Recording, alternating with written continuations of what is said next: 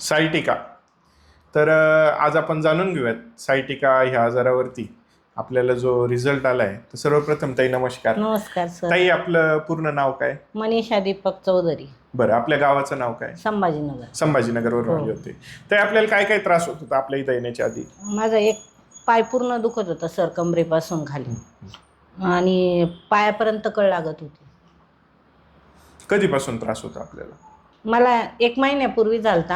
हा. आणि मग तुमच्याकडे आले. हो. आणि 3 महिने ट्रीटमेंट घेतली मी. हो हो, रेग्युलर ट्रीटमेंट. रेग्युलर 3 महिने आले. मला आता एकदम 100% फरक पडला. एकदम व्यवस्थित वाटतं. एकदम व्यवस्थित वाटतंय. बरं बरं बरं. आणि त्याच्या आधी काही ट्रीटमेंट घेतली होती का? नाही, कुठंच नाही घेतली. कुठंच नाही घेतली.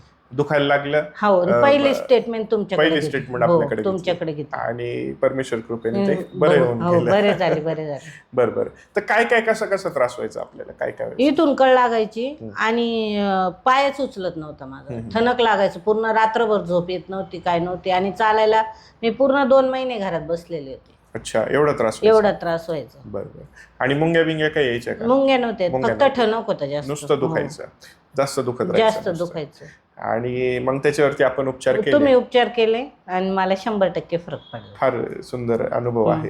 ताई आज त्यांच्यासोबत अजून एक पेशंटही घेऊन आले. हो, एक पेशंट आणलाय. मी बरी झाले. तुम्ही पण चाला. त्यामुळे मला घेऊन चाला बाई, मी घेऊन येते तुम्हाला. बरोबर. आज बरं वाटलं मला. हो. ताई संभाजीनगरवरून आल्या होत्या. सायटिकाचा त्रास होत होता आणि आपण नैसर्गिक उपचार केले आणि ताईंना आता बरं वाटतं. आनंदी आहात ताई? खूप आनंदी.